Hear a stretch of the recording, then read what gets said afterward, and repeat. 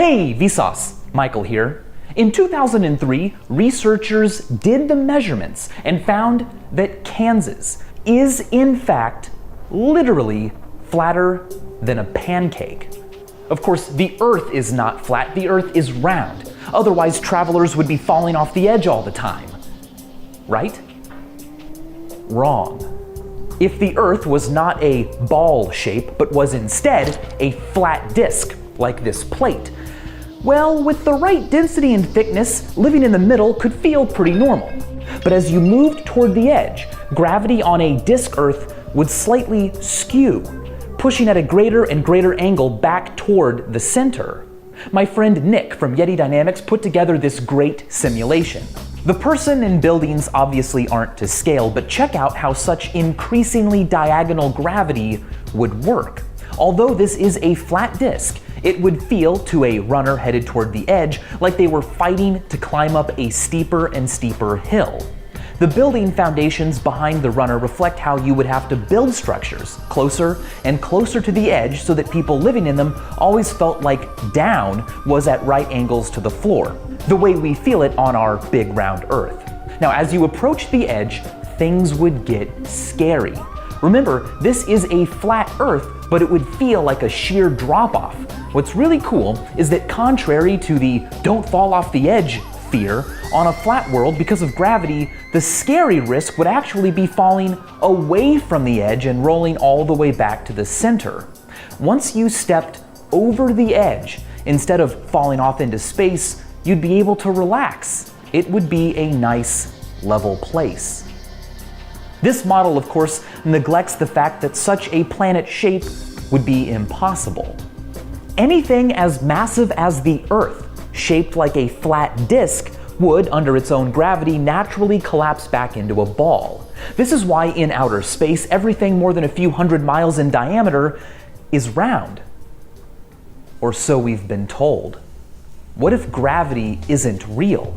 What if the Earth is in fact flat and science has been wrong all along? It's a misconception that Christopher Columbus discovered that the Earth is round. Virtually every scholar and major religion in the West accepted Earth's rotundity since at least the time of the ancient Greeks, who, for instance, had noticed that boats disappear bottom first when sailing away, and as you walk north and south, stars pop into and out of view. The misconception that only a few hundred years ago lots and lots of people believed the Earth was flat likely began in the modern era as a sort of insult, well, your people recently thought the Earth was flat, so why should we believe you now? The smear was repeated and published so often it became accepted as historical fact. Flat earther became synonymous with anti-science. It might seem flat over short distances, but over longer ones, well, the Earth is pretty darn curvy.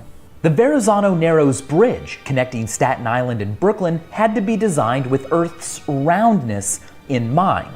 Its two towers, separated by 1,300 meters and perfectly vertical, are nonetheless 41 millimeters further apart at the top than at the bottom because of Earth's curvature.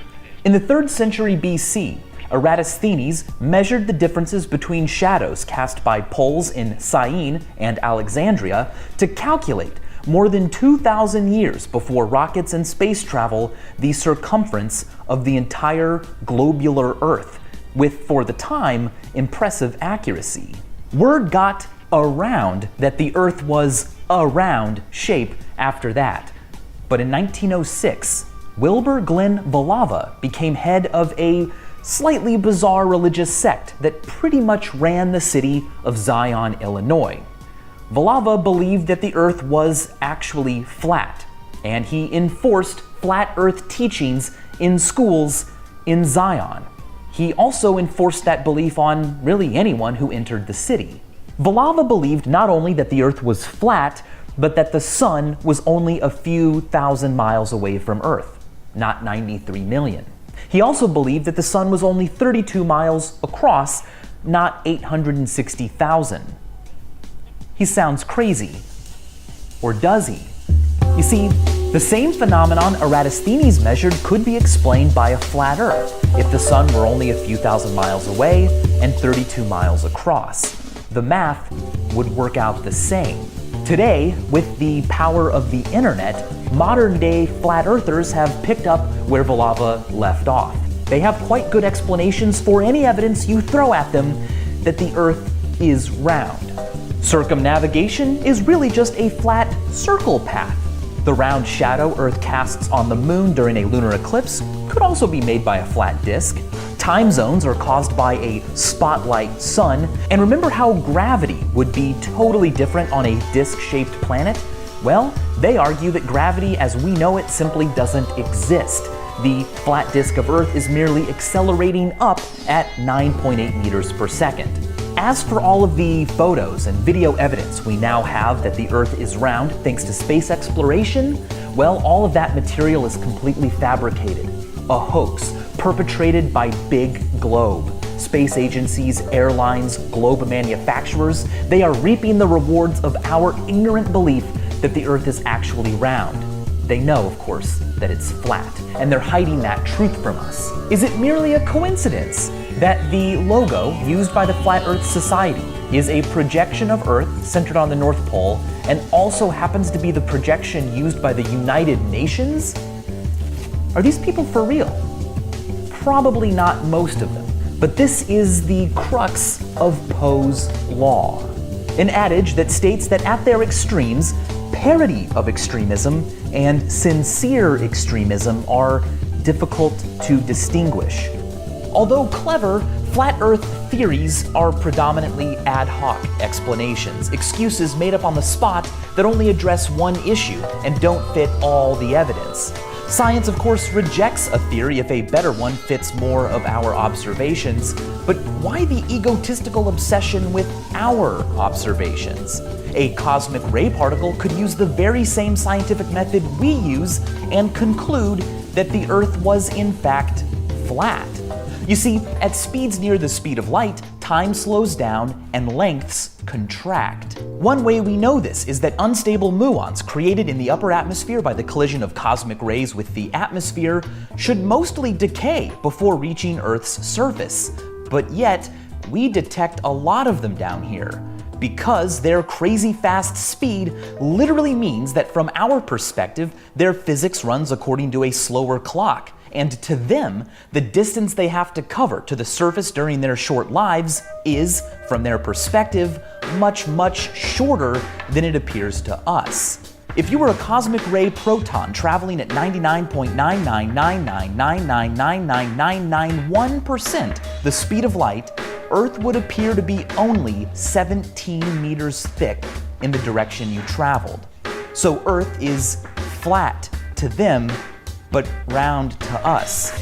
It is ball-shaped to some observers and flat to others. There doesn't appear to be a single most correctest in all circumstances answer. Susan Hack compares knowledge to a crossword puzzle. New answers interweave with old ones. They all reinforce one another. The clues are the questions we ask, and the way the answers fall into a predetermined grid, well, that's our confidence that we're on the right track. But that doesn't mean that one day there will be a finished puzzle, a complete answer. Recall the New York Times' famous 1996 crossword puzzle that came out the day before the US election between Bill Clinton and Bob Dole. The clue for 39 across was pretty crazy. You seemed to need to be able to tell the future to answer it correctly. It simply said, lead story in tomorrow's newspaper, blank elected. Well, that blank could be Clinton or Bob Dole. And who's to say which one until tomorrow? There's no way to know. But as it turned out, the answer was Clinton or Bob Dole. No matter which you wrote in, all the other clues fit. For instance, a black Halloween animal could either be a cat or a bat. Our knowledge about the outside world might be the same. A puzzle with no answer key, just the reassurance that the answers we think we know fit together, so they're probably correct. though there's always the possibility that the answer to one clue or all of them will fundamentally not have a single definite satisfying answer. The puzzle may be playable forever. I like what Richard Feynman says about this. Some people say, "How can you live without knowing?" I do not know what they mean. I always live without knowing. That is easy. How you get to know is what I want to know. You know? And as always, thanks for watching.